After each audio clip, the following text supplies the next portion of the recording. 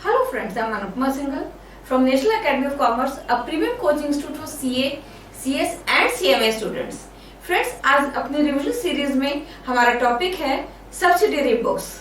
तो आइए बिगिन करते हैं, देखते हैं सब्सिडियरी बुक्स क्या है और इसमें हम एक बेसिक कंसेप्ट लेकर उसके बाद हम एक क्वेश्चन डिस्कस करेंगे कि उसमें कैसे एंट्री होनी है, क्या क्या चीजें होती हैं।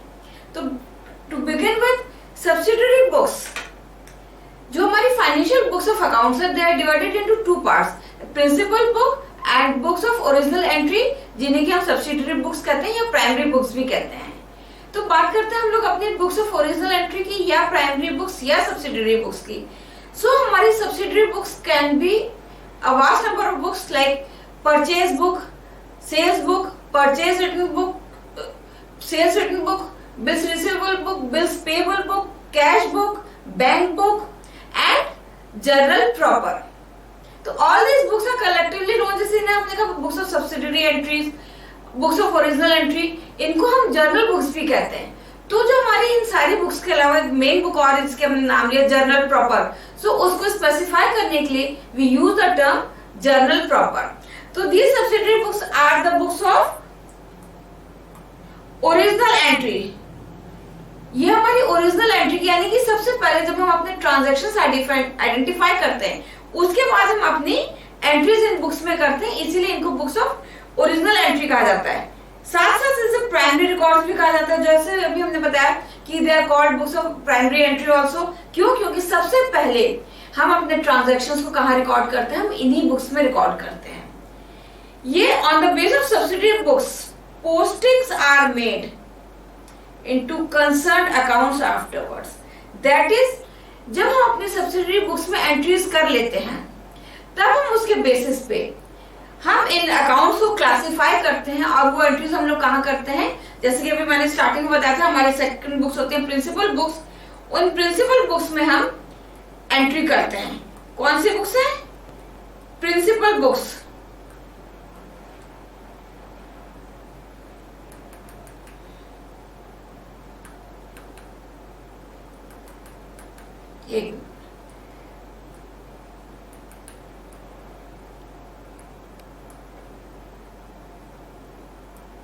उनको हम कहते हैं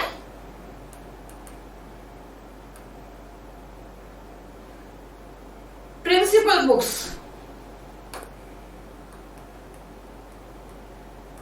जहां पर हम लोग क्लासिफाई करते हैं कंसर्न्ड अकाउंट्स को।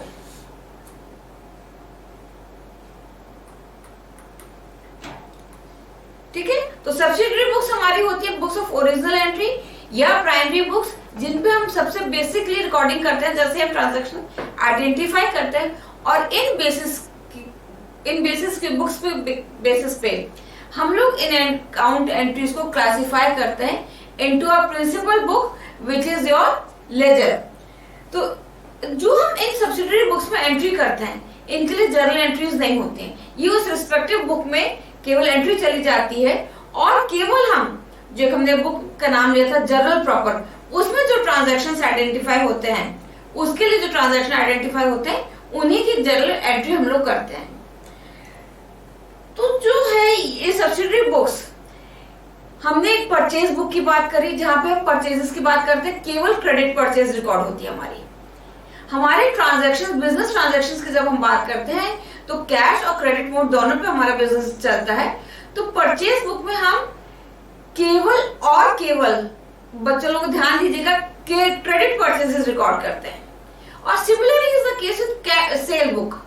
सेल बुक में भी केवल आपकी क्रेडिट सेल्स आती है। इसके बाद हमारी आती है purchase return book and cell return book. तो सिमिलरली जब परचेज रिटर्न और सेल रिटर्न होती हैं, तो जो हमारी क्रेडिट परचेज रिटर्न या क्रेडिट सेल रिटर्न्स होती हैं वो हम इस बुक में लेते हैं। Cash book is for recording all the cash transactions, जो भी आपका कैश में लेन देन हुआ है बिजनेस में, वो हम कैश बुक में लेते हैं। बात आती है बैंक बुक की। तो बैंक बुक में हम वो ट्रांजैक्शंस नोट करते हैं जो कि हमारे बैंक से होते हैं, या तो हम बैंक में पैसा विड्रॉल कर रहे हैं, बैंक से पैसा निकाले, यानी कि जो भी हमारी बैंक ट्रांजैक्शंस या बैंक डीलिंग्स है वो हमारी बैंक बुक में होती है। दो बुक्स का हमने नाम और लिया था, bills payable and bills receivable.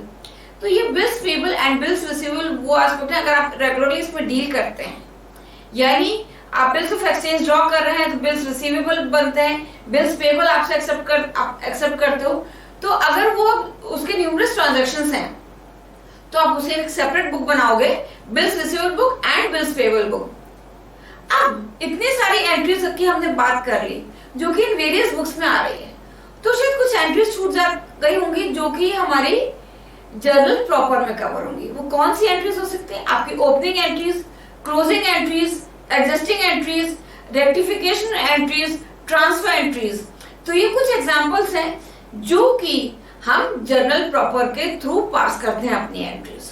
तो जब हम जर्नल प्रॉपर में एंट्रीज पास करते हैं तो वहां पे हमें जर्नल एंट्री लिखनी होती है विद अ प्रॉपर नरेशन। ध्यान रखिएगा, जर्नल एंट्रीज के साथ narration are very very important. ठीक है, तो ये थी बेसिकली बात हमारी प्रिंसिपल बुक, सब्सिडियरी बुक्स की। आइए एक बार इसको देख भी लेते हैं दोबारा।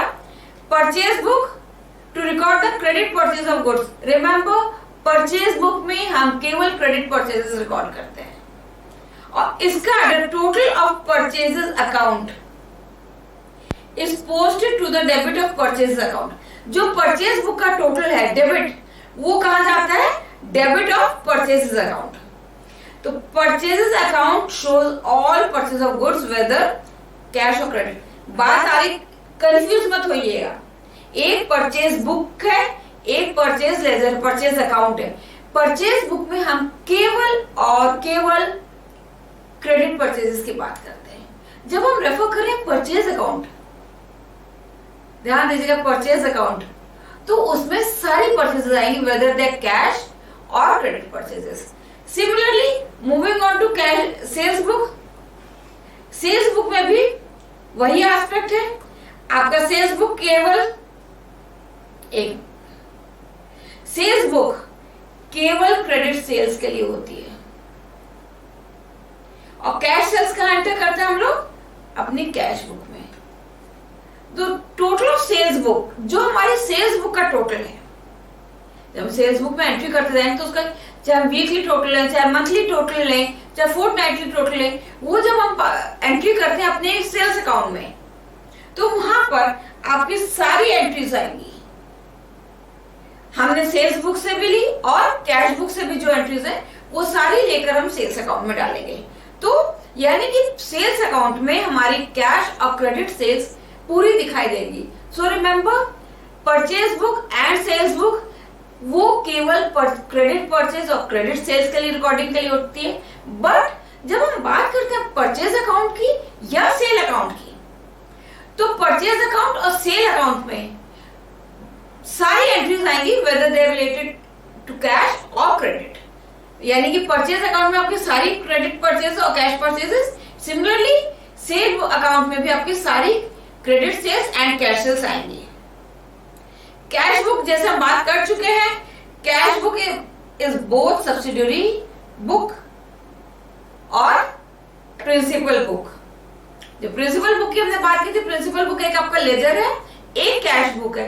क्यों? कैश बुक में एक तो हम सारे कैश के ट्रांजैक्शंस नोट करते हैं और जब हम क्लासिफिकेशन ऑफ अकाउंट्स के बाद अपने अकाउंट्स को समराइज करते हैं, दैट इज इन ट्रायल, तो हम वहां पे कैश बुक का बैलेंस डायरेक्टली ले जाते हैं।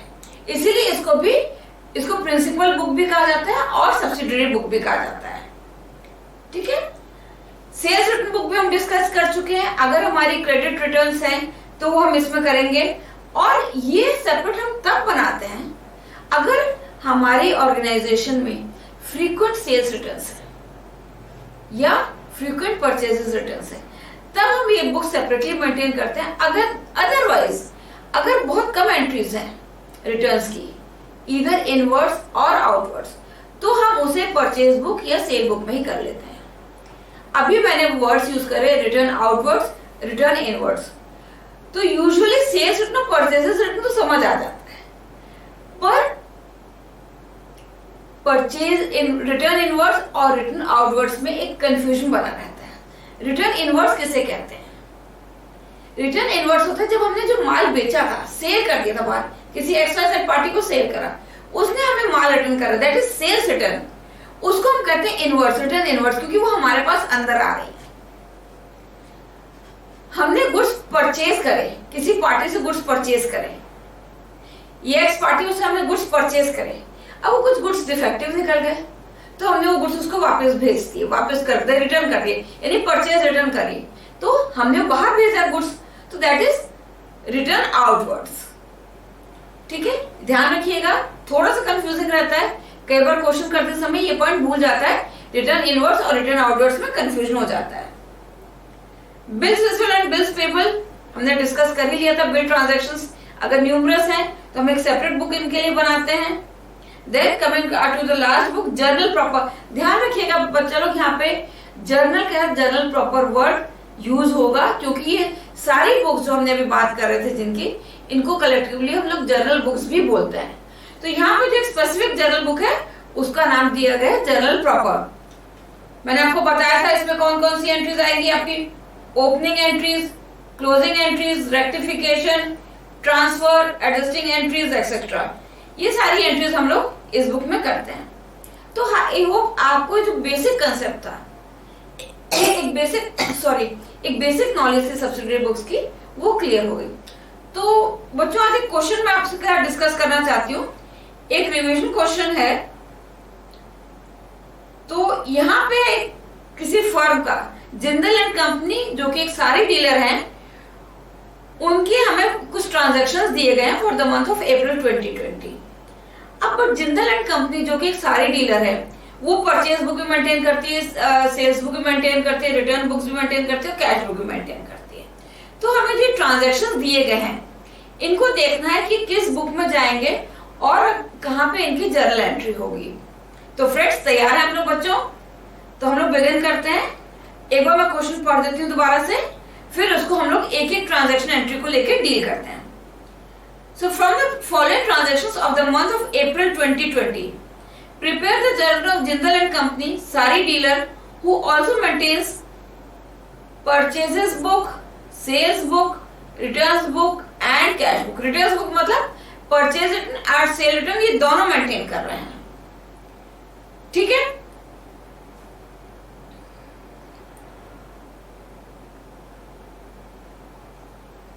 तो हमारी डेट 1 का ट्रांजैक्शन दिया है इन्होंने, purchase on credit from Goyal mill Surat 25 polyester saris at ₹100। ध्यान रखिएगा, purchase on credit, purchase on credit, ये हमारा सारी डीलर है। दिस मींस इन्होंने स्टॉक परचेज करा है अपना। तो क्या आप बता सकते हैं क्या एंट्री होगी? सोचिए, दिमाग लगाइए। ये आपकी जर्नल एंट्री है कि परचेज बुक में जाएगी कि सेल्स बुक में जाएगी, कहां जाएगी? Any guesses? चलिए बैक टू स्क्वायर वन, हम लोग अपने सब्सिडियरी बुक्स को रिवाइज करते हैं। Purchase book is maintain to record our credit purchases. तो यहाँ पे क्या दिया है? क्रेडिट परचेजेस दिया हुआ है। सो इसकी जो एंट्री जाएगी वो आपकी परचेजेस बुक में जाएगी। Purchase of polyester sarees to be recorded in purchases book. Clear? Moving to our next transaction. Purchase on credit from Mansell and Company 2 typewriters at ₹3,500. So कुछ डिफरेंस है पहले और दूसरे ट्रांजैक्शन में? Yes. पहले transaction में आप परचेजिंग साड़ी, जो कि आप एक सारी डीलर है तो आपके गुड्स हैं, ये आपके गुड्स हो गए। बट इस केस में आप क्या परचेज कर रहे हैं? Typewriter. This is your asset, ना कि आपके गुड्स हैं। तो इसकी एंट्री कहां जाएगी? परचेज ऑन क्रेडिट है, तो हम परचेज बुक में तो एंट्री लेंगे नहीं, क्रेडिट है, सो अगेन आपकी कैश बुक भी हट गई, सेल्स है नहीं, रिटर्न्स किसी भी तरीके की है नहीं, तो हमारी एक सिंपल बुक बचती है, दैट इज जर्नल प्रॉपर। इसकी एंट्री हम जर्नल प्रॉपर में लेंगे। तो रिमेंबर आपके रूल्स ऑफ अकाउंटिंग एंट्री क्या है, 3 गोल्डन रूल्स क्या है, उस बेसिस पे इसकी जर्नल एंट्री होगी in journal proper. So this is your entry. Typewriter account debit Bansal and company, हमने बंसल एंड कंपनी से 2 टाइपराइटर खरीदे थे एट ₹3500, यानी 2 टाइपराइटर जिनकी ईच की प्राइस 3500 थी, that is typewriter account debit to Bansal and company debit 7000 rupees, being 2 typewriters purchased on credit from Bansal and Company. Remember this narration is very very important. आपको narrations करने बहुत जरूरी है, narration जरूर से लिखिएगा। कह सकते हैं इंपॉर्टेंट के साथ साथ compulsory part of journal entries है, ठीक है बच्चों। तो ये हमारी सेकेंड एंट्री थी। So moving to our third entry, that is on date 5, sold on credit to Goyal and Company 5 polyester sarees at ₹125. So there are 3 points: sold, credit, 5 polyester sarees. So Jindal and company is a sari dealer. तो यहाँ पे क्या points आता है? Goods हमने credit पे cell करे हैं, तो कौन सी बुक आएगी? क्या लगता है आपको? Which book we need to?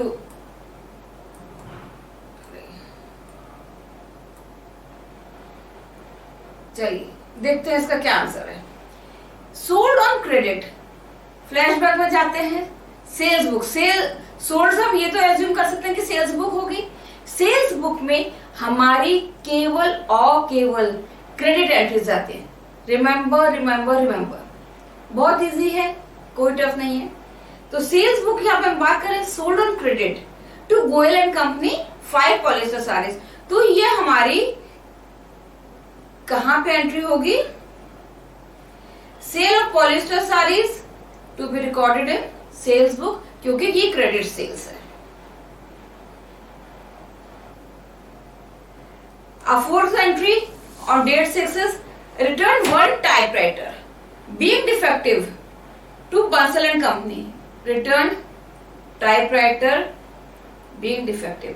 यहाँ पे अगर हम एंट्री नंबर 2 पे जाएंगे जो कि डेट 3 पे थी, यहाँ पे हमने 2 टाइपराइटर खरीदे थे बंसल एंड कंपनी से ऑन क्रेडिट, जिसकी एंट्री अगर आपको ध्यान होगा तो हम लोगों ने जर्नल प्रॉपर में करी थी, typewriter account debit to Bansal and company.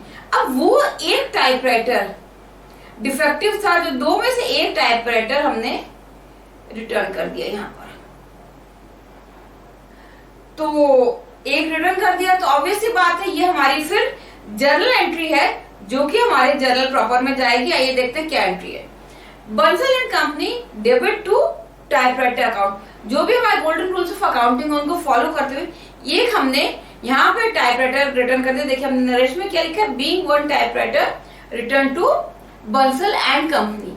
तो हमने 2 परचेज करे थे और उनमें से एक टाइपराइटर डिफेक्टिव था, तो हमने उनको वापस रिटर्न कर दिया। टाइपराइटर हमारा गुड्स नहीं थे, तो इसलिए हम कोई परचेज बुक में नहीं इसकी एंट्री करेंगे। कैश नहीं था, क्रेडिट तो परचेज था, तो कैश बुक भी हमारी निगेट हो गई। रिटर्न से कहीं है नहीं, तो हमारी रिटर्न बुक्स भी निगेट हो गई। तो हमारी एक रिमेनिंग बुक थी जर्नल प्रॉपर, जिसमें हमने ये एंट्री कर दी। चलिए next entry on date 8 is sold on credit to old typewriters to Murali at 500 rupees.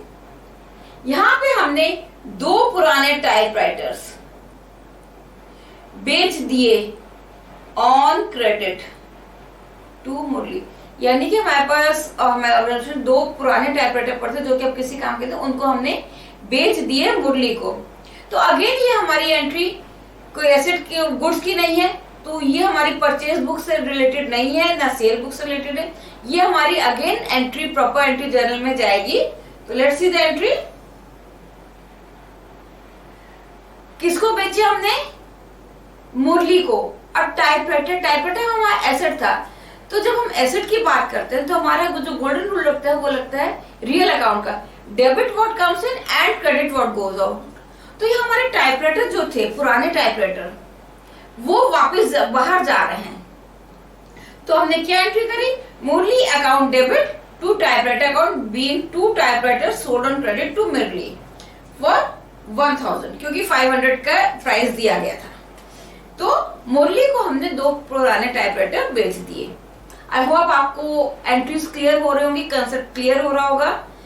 अगर आपको कहीं भी कोई दिक्कत आती है तो आप कमेंट बॉक्स में लिख सकते हैं, आपके कॉलेज में सॉल्व करने की कोशिश करूंगी। The next entry is on date 10th. Sold on cash to Garg and Company 20 Kota saris. Again see हम क्या डील कर रहे हैं यहाँ पे, क्या सेल कर रहे हैं, साड़ीज जिसके जिंदल एंड कंपनी डीलर्स है। तो this is our stock sold on cash to Garg and company.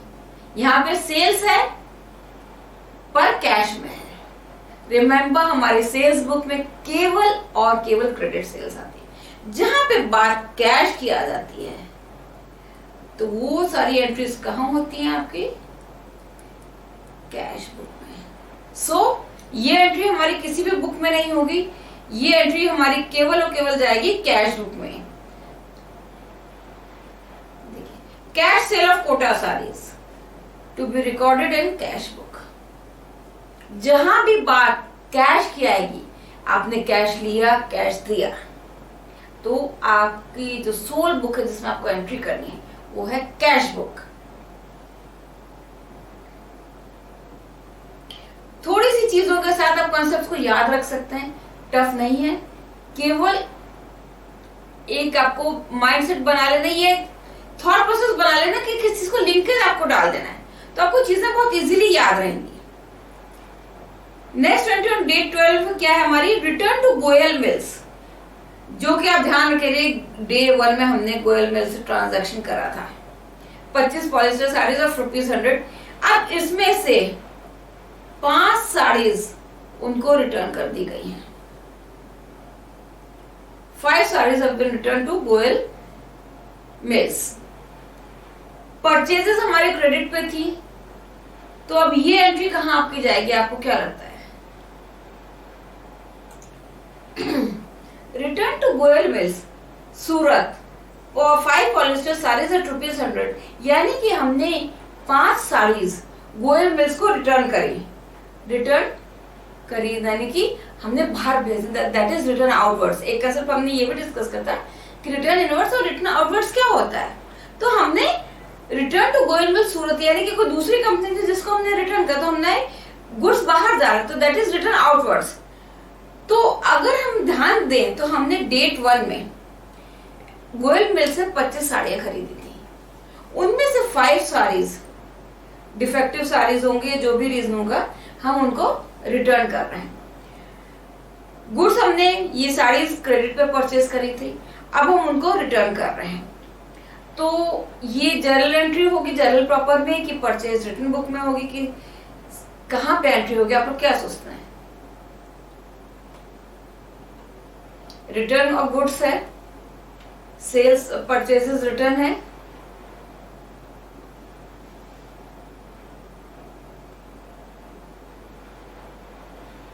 Memory flashback करिए। हम लोगों ने रिटर्न्स बुक भी डिस्कस करी थी। Return of polyester saris to be entered in purchase book. Remember, purchase return book में भी सारी क्रेडिट परचेजेस रिटर्न आएंगी, ठीक है। तो यहाँ पे हमने गोयल मिल से जो सारी क्रेडिट पे खरीदी थी, उनमें से हमने कुछ सारी उनको रिटर्न करी हैं, तो ये हमारी परचेजेस रिटर्न बुक में कवर होगी।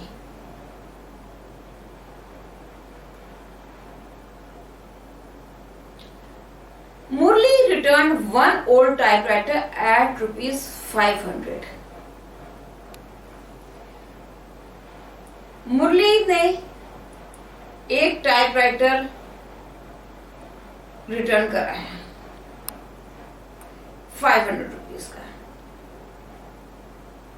हम देखें, हमने डेट 8 में मुरली को 2 टाइपराइटर बेचे थे, पुराने टाइपराइटर, ओल्ड टाइपराइटर्स ₹500 ईच पे।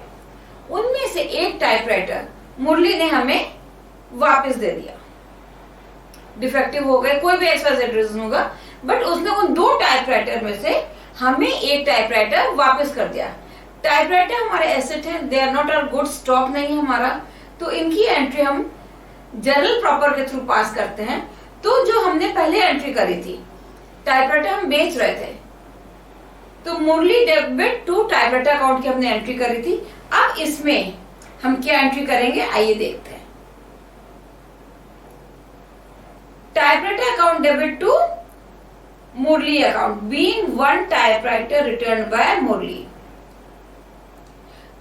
तो हमने पहले हमारे टाइपराइटर हमारे पास चला गया, तो हमने उसको क्रेडिट कर दिया, फिर वो रिवर्सल हमारे पास टाइपराइटर वापस आ गया, तो वो हमने उसको डेबिट कर दिया।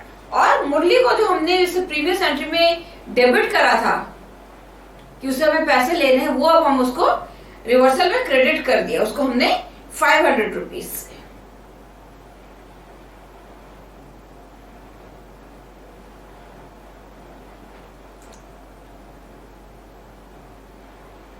So next entry on date 16 is purchase of cash from Kansal and Company 2 chairs at rupees 3700। Again यहाँ पे हमारी बात क्या हो रही है, चेयर्स की, जो कि हमारे अगेन एसेट है। हम अपनी ऑर्गेनाइजेशन में बैठने के लिए चेयर्स परचेज कर रहे हैं, तो क्या ये परचेज बुक में जाएगा? क्या लगता है आप लोगों को?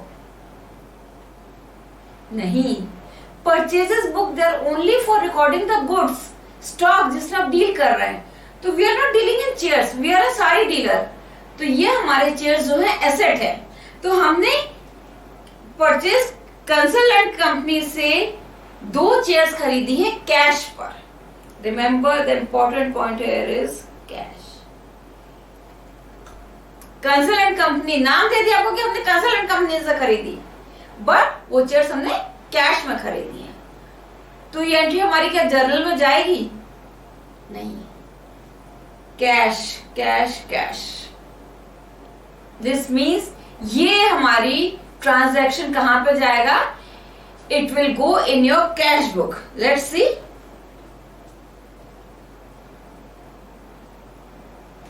Purchase of chairs, cash book, ठीक है। मूव करें आगे बच्चों। Return 1 chair being defective at rupees 3700। अरे अभी अभी तो हमने 2 चेयर्स खरीदी थी, आप एक वापस भी कर दी। भी डिफेक्टिव है तो हमें वापस करनी ही पड़ेगी। अब आपको हम लोग एंट्री करेंगे क्या जर्नल में कि कैश बुक में?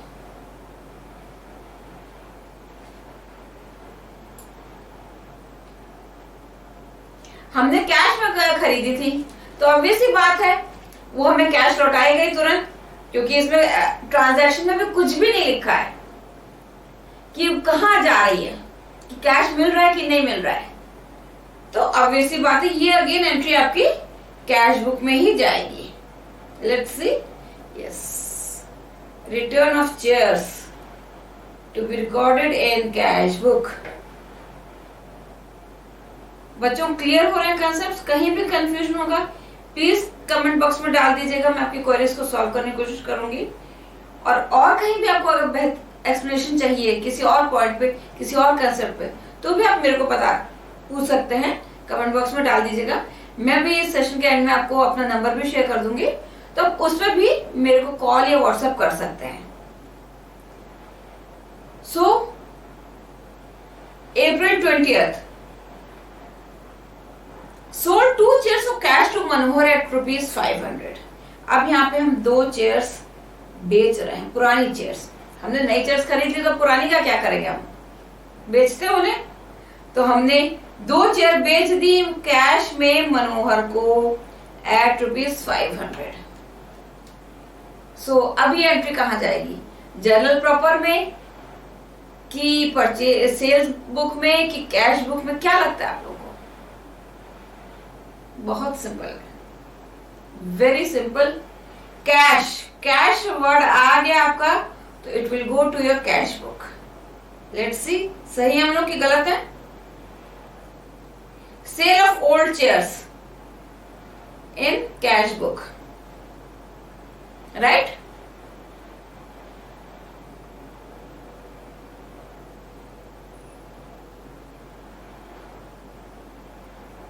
नेक्स्ट एंट्री में क्या है? 21 को मनोहर ने भी एक चेयर वापस कर दी। Manohar return 1 chair, 1 old chair at rupees 500। अब भाई जब हमने कैश में बेची थी तो जब मनोहर ने चेयर वापस करी तो हमें उसे भी पैसा वापस लौटाना पड़ेगा। तो अगेन ये ट्रांजैक्शन आपको कहां पे डील होगा? कैश बुक में। ये भी आपका कैश बुक में डील हो जाएगा ट्रांजैक्शन।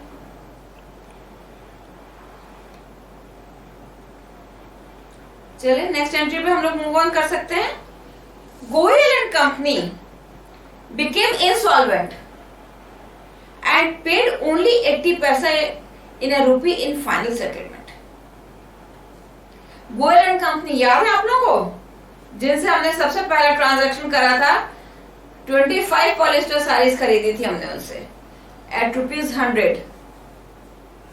बट एक एंट्री और थी हमने जहां पे उन्हें 5 पॉलिस्टर साड़ीज रिटर्न कर दी थी। तो यानी कि हमने 2500 रुपीज की साड़ी खरीदी थी और कितनी की हमने वापस कर दी थी? 500 की रिटर्न कर दी थी। तो कितना बचा?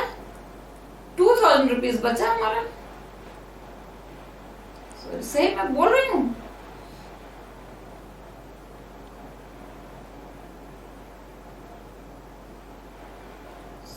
सॉरी एक मिनट, शायद कुछ कंफ्यूजन हो गया।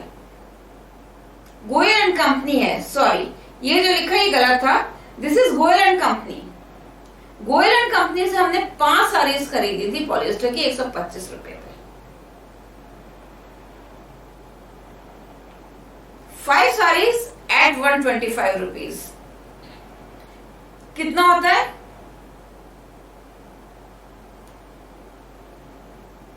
चलिए अब ये कह रहा है कि 80 पैसा इन अ रुपी, इसका मतलब क्या हुआ बेटा? 80%। और 5 साड़ीज आपकी 125 पे, इसका अमाउंट होता है आपका 625 रुपीज। ठीक है, तो ये आपका हमने 5 साड़ीज एट ₹125 परचेज की थी, जिसकी वैल्यू आती है टोटल 625 रुपीज। और Goyal and company they became insolvent, यानी कि दिवालिया हो गए, बैंक्रप्सी हो गई, उनके पास पैसा खत्म हो गया और वो केवल ₹1 में 80 पैसे की वैल्यू हमें दे पा रहे हैं। यानी कि 80% वो हमारा जो भी अमाउंट है 80% केवल वो रिफंड कर पा रहे हैं। सो लेट्स से 625 का 80% कितना है? 500। तो यानी कि वो हमें 500 रिटर्न कर पा रहे हैं और 125 हमारा पैसा डूब गया, that is they are bad debts. तो 625 का 80% वो हमें लौटा पा रहे हैं, that is they are returning us, giving us 500 rupees और 20 paisa in rupee, that is 20% of the value वो हमारे को अब नहीं मिल पाएगा क्योंकि Goyal and company have become insolvent. तो बच्चों कहां लगता है ये एंट्री होगी? ये बहुत इंपॉर्टेंट एंट्री है और बहुत अच्छी एंट्री है कंसेप्ट समझने के लिए।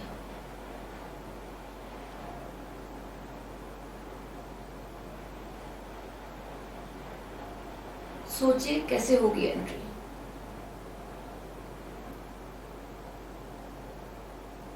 चलिए देखते हैं हम लोग। हमने फिगर्स को देख लिया है कि टोटल वैल्यू 625 थी, 80% हमें दे पा रहे हैं और 20% वो हमें नहीं दे पा रहे। 80% रुपी मीन्स 80% वो हमें पे कर रहे हैं। लेट्स सी कहां पे कैसे मूव ऑन होंगे एंट्री। बैड डेट्स,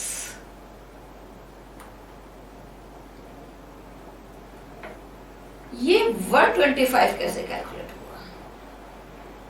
हमने देखा 625 हमारी टोटल वैल्यू थी। 625 was our total value 5 polyester saris की at the rate of ₹125 each. Total value 625 हुई और वो 80% रुपये हमें दे पा रहे थे।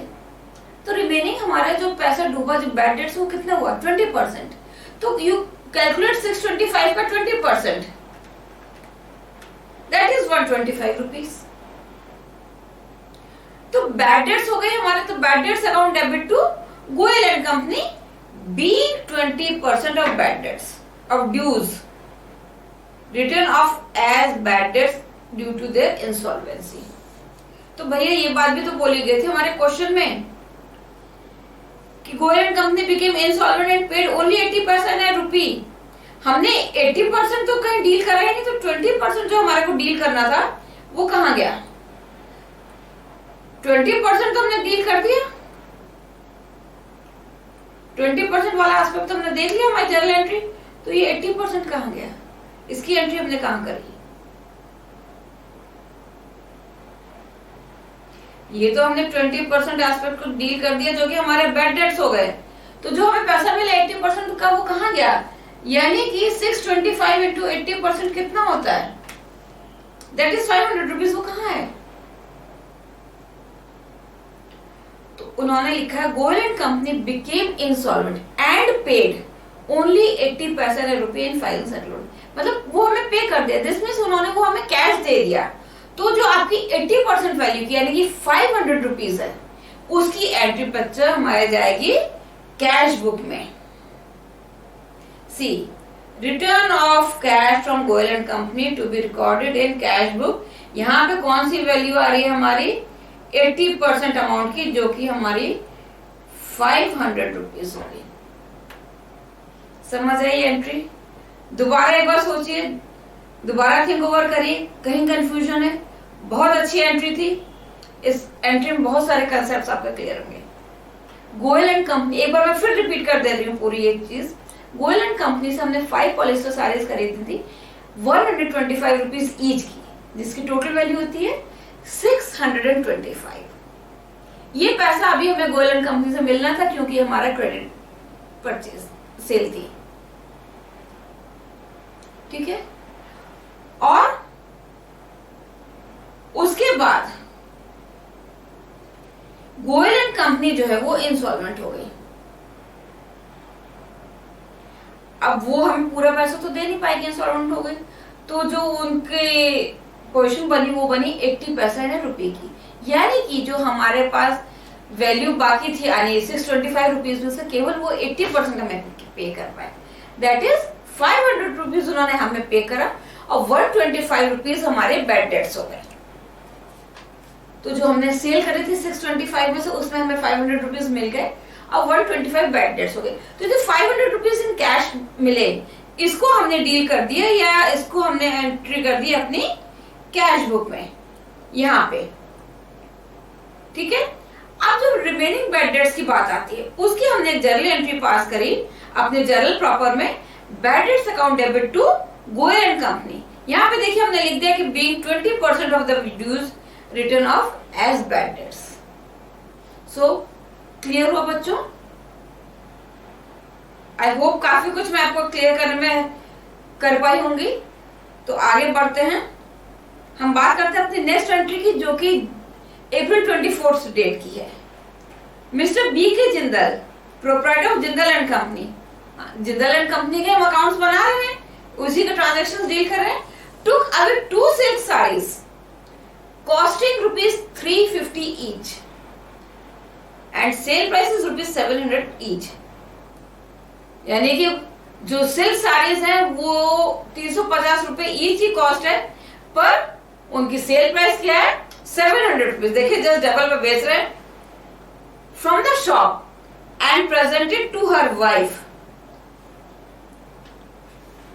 Presented to her wife on her 25th birthday. चलिए भाई अब इसकी भी एंट्री देखी जाए। जो ओनर थे, जो जिंदल एंड कंपनी के प्रोप्राइटर थे, उन्होंने शॉप से स्टॉक से 2 साड़ी सिल्क साड़ी ली और अपनी वाइफ को प्रेजेंट कर दी।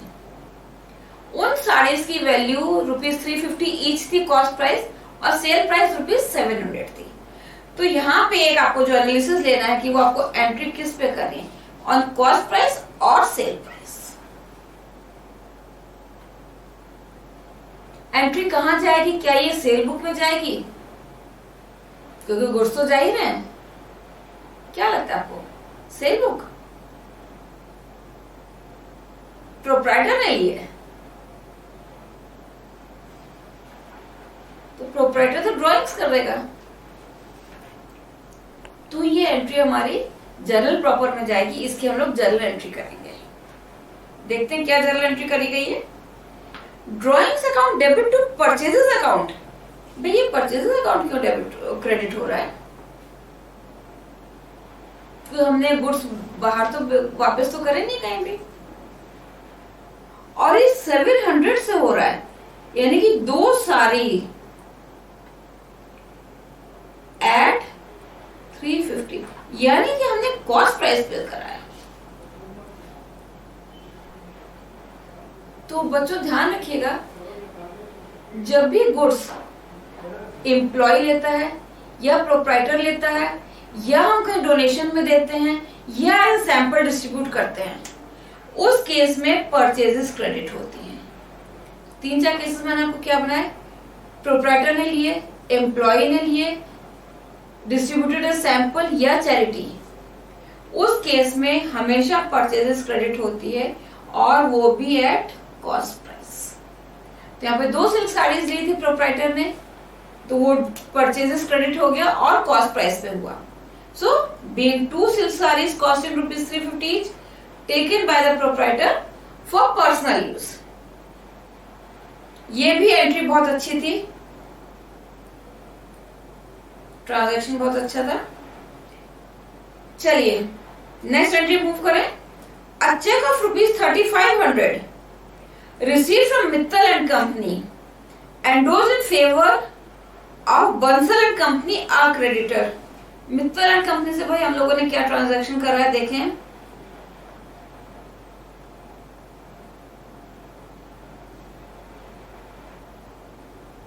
चलिए कोई ऊपर हमारा ट्रांजैक्शन नहीं था कि डिजिटल एंट्री। देखिए मित्तल एंड कंपनी से आपको चेक मिला है, यानी कि वो आपके डेटर्स रहे होंगे ये, जिनसे आपको चेक मिला, और ये आपने एंडोर्स कर दिया favour of Bansal and company creditor, यानी आपके डेटर्स आपको चेक मिला और आपने वो एक अपने क्रेडिटर को चेक दे दिया। आपने उस क्रेडिटर को बंसल एंड कंपनी कुछ पैसा देना था, तो यहां से आपके पास चेक आया और ये चेक आपने दूसरी पार्टी को दे दिया जिसको आपने पैसा देना था। मित्तल एंड कंपनी से पैसा मिलना था तो आपको मिल गया और वही पैसा आपने बंसल एंड कंपनी को दे दिया। तो this against goes in journal proper. Bansal and company to Mittal and company, Mittal and company से आपको पैसा मिला और बंसल एंड कंपनी को आपने वो चेक एंडोर्स कर दिया, यानी उनको दे दिया ये चेक। ठीक है, बट आगे इसमें भी और चीज भी है। ये ट्रांजैक्शन था हमारा डेट 25 का, बट 30 अप्रैल को the bank informed that this cheque was dishonoured. But 30 April को बैंक हमने इन्फॉर्म करा कि चेक डिसऑनर हो गया है। ठीक है, तो चलिए वापस जरा एंट्रीज पर हम लोग चलते हैं। यहां पे हमने इससे पहले देखा था कि हमें मित्तल एंड कंपनी से पैसा मिला, तो हम नॉर्मल कोर्स में क्या एंट्री करते हैं अपनी, अगर पैसे मिलने की एंट्री करते हैं, यहाँ पे हमें चेक मिला है तो bank account debit to Mittal and company, और इधर हमने बंसल एंड कंपनी को कुछ पैसा दिया, तो हम एंट्री क्या करते हैं, बंसल अकाउंट एंड कंपनी और Bansal and company debit to bank. पहले केस में एंट्री होती है bank account debit to Mittal and company, और दूसरी एंट्री होती है हमारी Bansal and company debit to bank. तो हमारी ये बैंक कट हो गया, तो हमारी ये एक एंट्री निकल के आई जब हमने चेक जो हमें मिला था मित्तल एंड कंपनी से उसको हमने एंडोर्स कर दिया बंसल एंड कंपनी के नाम में। बट 5 दिन बाद बैंक हमें इन्फॉर्म करता है कि आपका चेक डिसऑनर हो गया,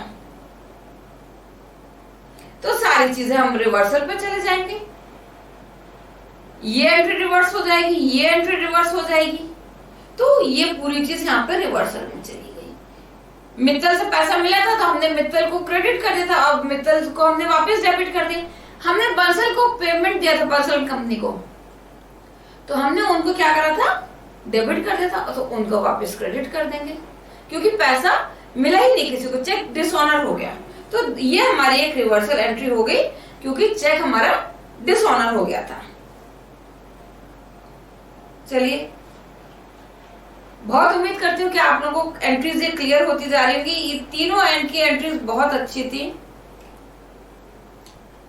जो कि आपके कंसेप्ट को बहुत ज्यादा क्लियर करेंगे। लास्ट डेट 30 बहुत सिंपल एंट्री है, rent due to landlord Ram ₹1000।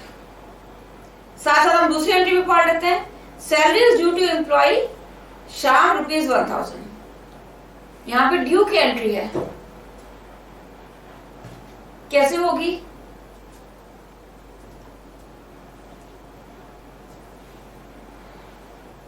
ये एंट्री भी बेटो बच्चों हमारी जनरल प्रॉपर की एंट्री है और इसको हम कैसे करेंगे देखिए। ये आउटस्टैंडिंग की एंट्री करना बहुत इंपॉर्टेंट है और बहुत क्लैरिटी के साथ हमें ये एंट्री करनी पड़ती है। हमें अपने जो भी इस तरह के एक्सपेंसेस हैं, जो कि मंथली एक्सपेंसेस हैं, उन्हें 12 महीने के पूरे एक्सपेंसेस हमें अपने प्रॉफिट लॉस अकाउंट में शो करने पड़ते हैं। तो हम इस रेंट को तो डालेंगे ही, rent account debit to rent outstanding.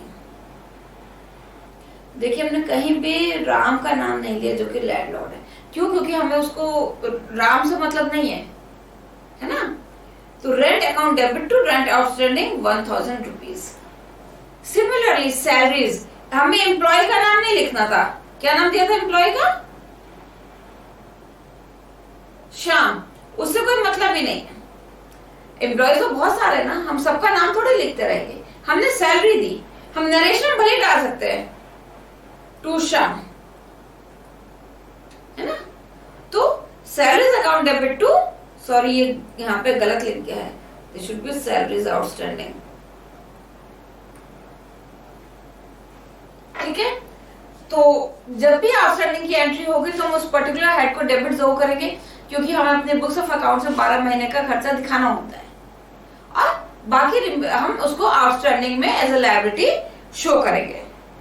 So these are all our entries. ये हमारी 1 अप्रैल के ट्रांजैक्शन हमने डील करा है इसमें। तो आई होप ये आप लोगों को क्लियर हो गया होगा। कहीं भी अगेन मैं रिपीट कर रही हूँ, कहीं भी कुछ क्वेरीज हो, कुछ डाउट्स हो तो आप मेरे को कमेंट बॉक्स में डाल के पूछ सकते हैं।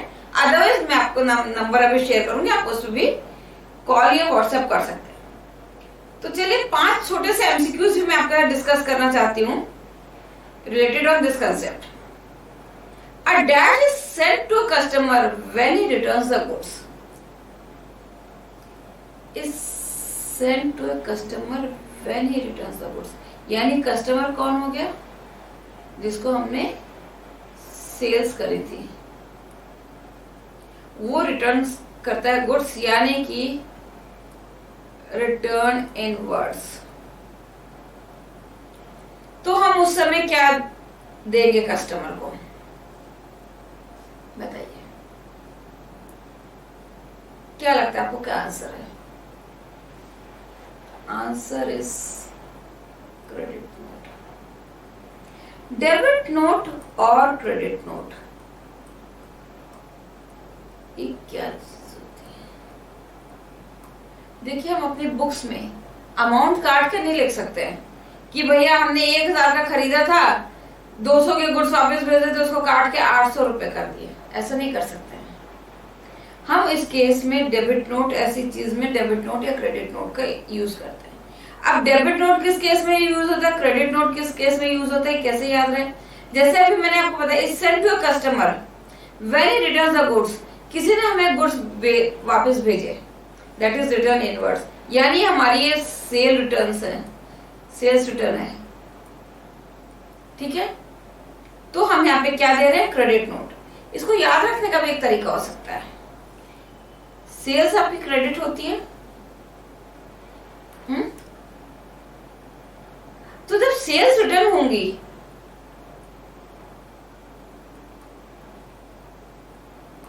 तो हम क्रेडिट नोट इशू करेंगे, यानी आप उसको क्रेडिट से लिंक करके याद कर सकते हैं। अदरवाइज एक बड़ा छोटा सा एक्रोनिम टाइप का लीजिए, एक कुछ ग्राफिक कह लीजिए, सेल्स होता है आपको, तो इस सेल्स को अगर हम घुमा दें,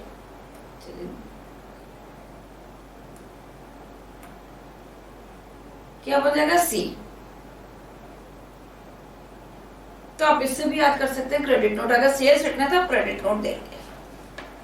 ठीक है, आई होप मैं कंसेप्ट क्लियर कर पाई हूं आपको। तो इसका आंसर हमारा इस केस में था credit note. Return of cash sales is recorded in cash sales. इसकी रिटर्निंग है अगर, वो कहां रिकॉर्ड होगी? ध्यान रखिए, cash, this means cash book में। कैश सेल्स लिखना है तो आपकी कैश बुक में ही रिकॉर्ड होगी। ठीक है, next question, goods sold for cash were return by customer. यानी goods sold for cash were return by customer but cash was not given immediately. यानी जो हमारी कैश सेल्स थी वो रिटर्न हो गई, तो कालेज को हमें पैसा दे देना चाहिए था, बट कैश नहीं दिया गया इमीडिएटली। तब हम एंट्री कहां करेंगे? क्या कैश बुक में? नहीं, कैश तो किया ही नहीं हमने वापस। तब सेल्स रिटर्न बुक में हमारी जा नहीं सकती क्योंकि ये कैश सेल्स थी। सेल्स बुक में मतलब नहीं है क्योंकि ये रिटर्न्स है। तो हमारी एंट्री कहां जाएगी? जर्नल प्रॉपर में। ठीक है, clear? So second last question, opening and closing entries are recorded in memory flashback. Starting में जब सब्सिट्यूट बुक्स डिस्कस करे तो मैंने आपको बताया था जर्नल प्रॉपर, ओपनिंग और क्लोजिंग एंट्रीज हमारी जर्नल प्रॉपर में जाती है। ठीक है, so the last question for today session, a debit note for ₹1000 issued to by Mr. X to Mr. Y for goods returned by Mr. X is to be accounted for। यानी debit note किसने issue करा? Mister X ने। किसको issue करा? Mister Y को। For goods return by mister X, mister X ने goods return करे थे।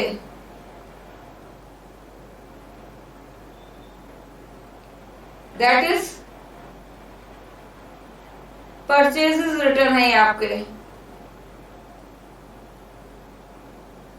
तो ये डेबिट नोट गया, तो ये कहां लिखा जाएगा? कहां पे इसकी रिकॉर्डिंग होगी? इसकी रिकॉर्डिंग होती है बेटा यहाँ पर परचेज रिटर्न बुक में। जब भी हम डेबिट नोट इशू करते हैं तो वो परचेज रिटर्न बुक में इसकी एंट्री होगी। ठीक है, अगर कैश रूप में परचेज रिटर्न होती तो कैश बुक में जाती, बट हम डेबिट नोट दे रहे हैं तो डेबिट नोट की रिकॉर्डिंग आपकी कहां होगी? Is accounted for in purchase return book.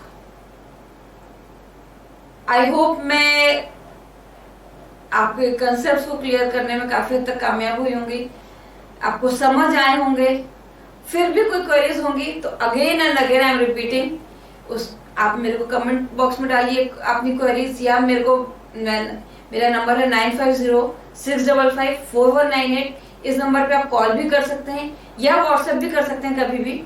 तो आपकी जो भी क्वेरीज हैं मैं उन सबको सॉल्व करने की कोशिश करूंगी, या आप किसी टॉपिक पर डिस्कशन चाहते हैं तो वो भी हम लोग अपने एक सेशन में ले सकते हैं। So that was all for today. Have a good day and thank you very much.